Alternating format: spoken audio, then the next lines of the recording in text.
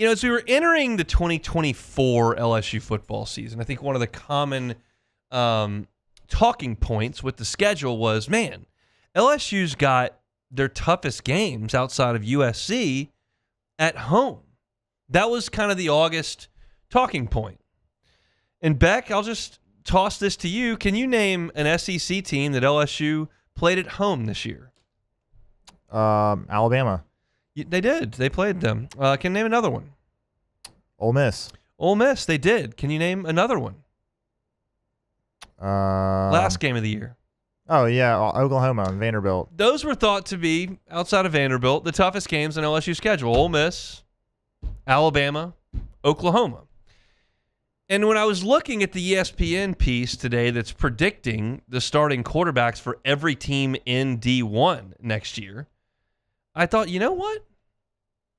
They're going to reshape that narrative now that the road games LSU plays, these teams are breaking in new quarterbacks.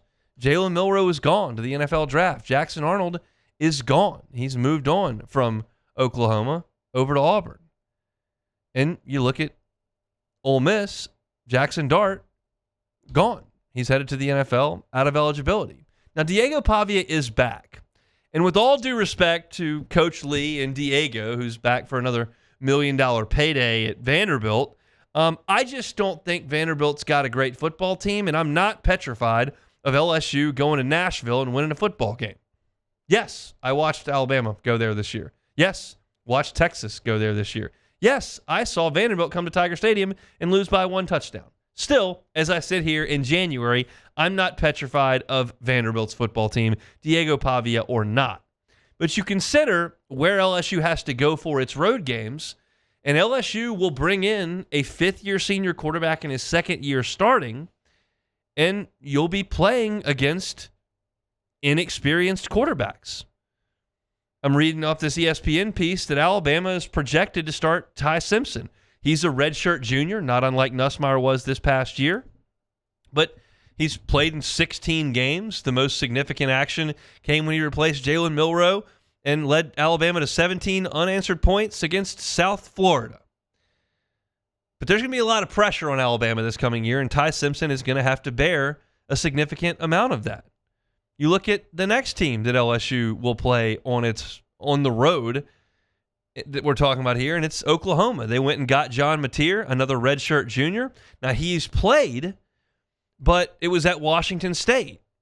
How does he translate down to the SEC running this offense? It's the same offense that he was under last year because Oklahoma, of course, hired Washington State's offensive coordinator, but he's new to the league, and Washington State's schedule, not really like Oklahoma's schedule.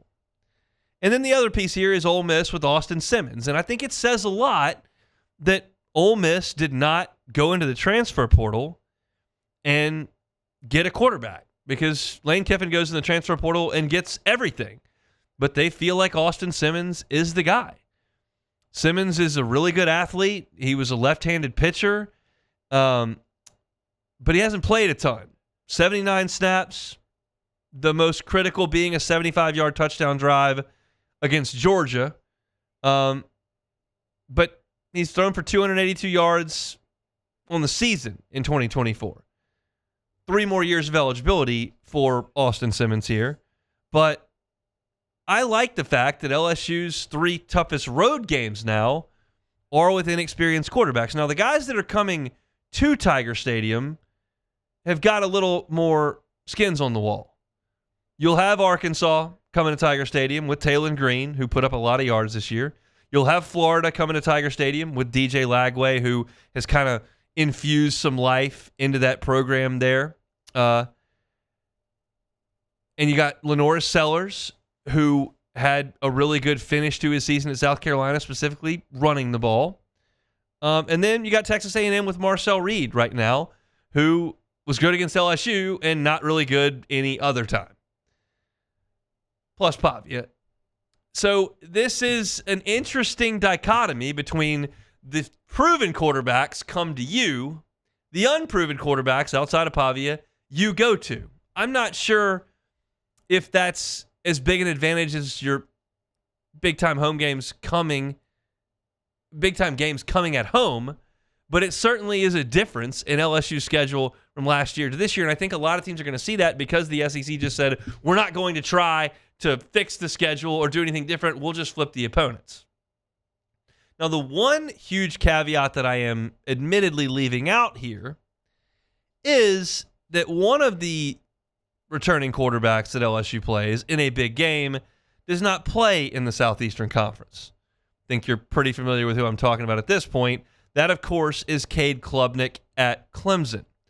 Klubnik has elected to come back, and he's coming off a solid finish to this season.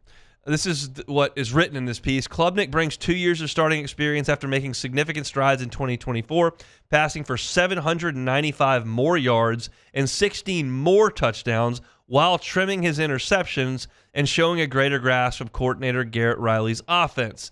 He led Clemson to the ACC title and first ever CFP appearance in the 12-team version. Few teams will have the same starting quarterback and offensive coordinator for a third straight season, and the Klubnik-Riley connection could really blossom further in 2025. Klubnik had 11 games with multiple touchdown passes and eclipsed 200 passing yards in all but 2 games. He still has a higher ceiling, too, as his actual accuracy fluctuated during the fall. So this is going to be something that we talk about a massive amount in July and August, a massive amount. Y'all know where I stand on this as far as scheduling goes. I know that when they put it on the schedule, they did not know that Cade Klubnik, a former 5-star recruit, would be in his third year as a starter with a third-year offensive coordinator. That's not something you can forecast. But you leave yourself open to that when you schedule these national powers in season openers. And Miller Moss and Lincoln Riley were far from a national power this year, but they got you in the opener. So the deviation from the SEC schedule to the big non-conference game is certainly there, as Klubnik presents a daunting task to try to defend. But you look at this list, and like I'm looking at it, I feel like LSU's got at least as good a quarterback as everybody that's on their schedule in 2025, and most of them have to play in Garrett Nussmeier's house. Garrett Nussmeier's got to go to Cade Klubnik's house. We know that, but I think that's an advantageous position for LSU. Maybe it's a spin job, but it's rooted in truth at the very least. The guys that came in here this year as quarterbacks have moved on. So I thought it was interesting. If you're looking for the piece, it's on ESPN.com, predicting the starting QBs for every Power 4 college football team in 2025.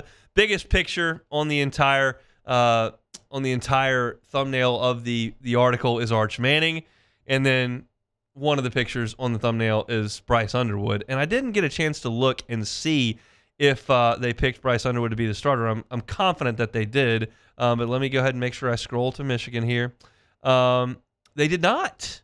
They've got Mikey Keene, redshirt senior Fresno State transfer, and they've listed his competition as Bryce Underwood. So that'd be interesting if Underwood went there and didn't start. I just assumed he'd be the guy, but Mikey Keene right now is the guy that ESPN is dubbing as the starting quarterback there. So just some food for thought on football here in the middle of January. If you're looking for football content all year long, you can always find it on YouTube or wherever you find your podcast. Either one, search Hunt on LSU. It's all football all the time. If you're looking for baseball, don't go there. If you're looking for basketball, don't go there. Football and recruiting, Hunt on LSU. Wherever you find your podcast, certainly on YouTube, you can find all our LSU content. Hunt on Saints for all your Saints content as well. Hey, thanks for watching Hunt on LSU. Before you get out of here, do us a couple of favors. Hit that like button, leave your comments below, and subscribe to the channel for all your Fighting Tiger football talk. See you next time.